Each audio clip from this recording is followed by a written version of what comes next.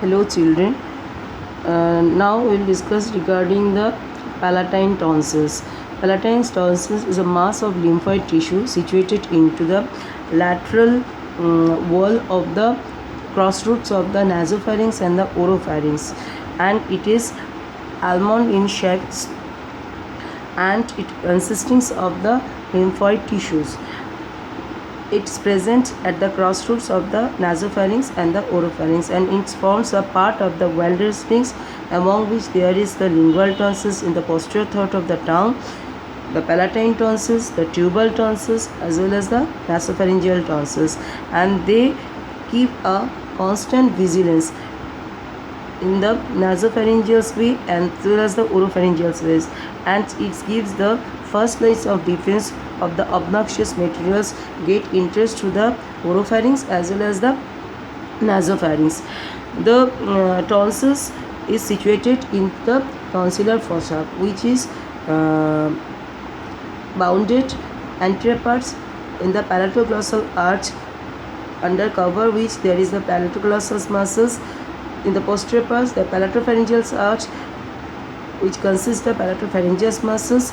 In the upper parts, the two arches meets, forming the apex at the undersurface of the soft palate. In the lower parts, it reaches the base of the tongue, and in the lateral wall, the tonsillar fossas, there is situations of the pharyngobasilar fossa next the superior constrictor muscles in the some parts in the superior parts, as well as the some part of the palatopharyngeal muscles are present. So the pharyngobasial fossa, the superior constrictor muscles are present in the tonsillar fossa.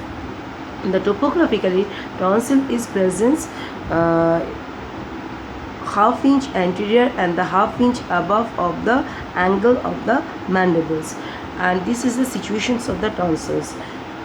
Being almond surface parts, the actual size of tonsils one cannot understand from its medial surface representations, and the size of the tonsils is much huger in case of children with respect to the adult parts, because this tonsils is involved in the part of growing of acquired immunities of in case of children.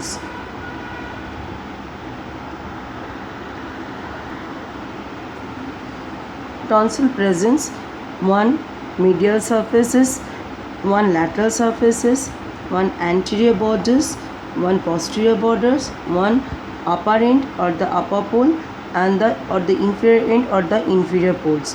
In the medial surfaces, the tonsils is bulges within the oral cavity, and it not represents the actual size of the tonsils because it extends the tonsillar fossas on the lateral surfaces. In the medial surfaces, we can see there are several pit-like structures affecting the medial surfaces. These are the orifices of the tonsillar crypts, and these tonsillar crypts is surrounded by the lymphoid follicles, and it engages to secretes many lymphoid tissues which is shedded out within the oral cavity through these tonsillar crypts.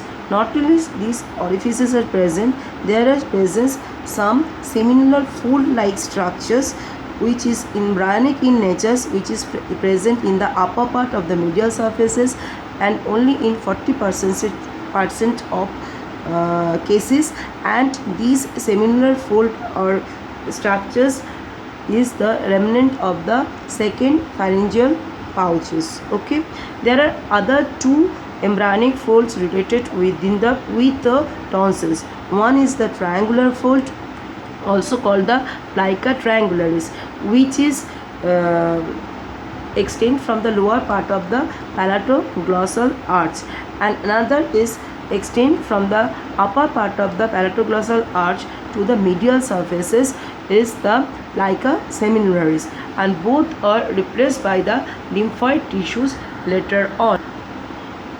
In the lateral surfaces, which is extend beyond the lateral tonsillar sinus or tonsillar fossa, we may see the relations. There is the pharyngobasilar fossa, which is the loose areolar tissue containing the paratonsillar vessels.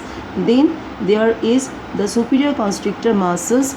Then there is the buccopharyngeal plaza, where there is situations of the pharyngeal venous plexus, ascending pharyngeal artery, ascending palatine artery from the facial arteries.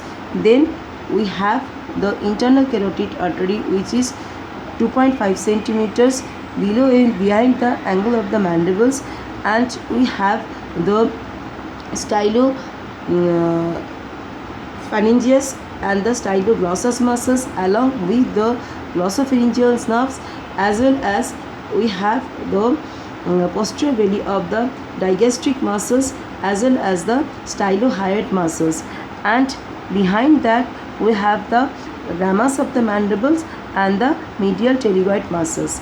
In the anterior aspects, there's the anterior border of the tonsils is passes under cover of the anterior palatoglossal arch. The posterior border of the tonsils is passes along the palatopharyngeal arches, and in the apex I have told you they meets at the under surface of the soft palate. In the lower parts there is the base of the tongue, where they continuous with the lingual tonsils. In the lower part there is the base of the tongue, where they continuous with the lingual tonsils. Now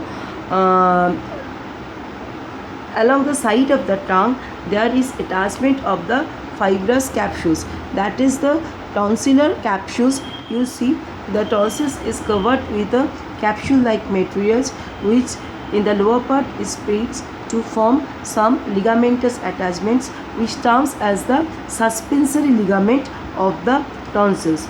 The factors keeping the tonsils in positions, this suspensory ligament of tonsils is very important.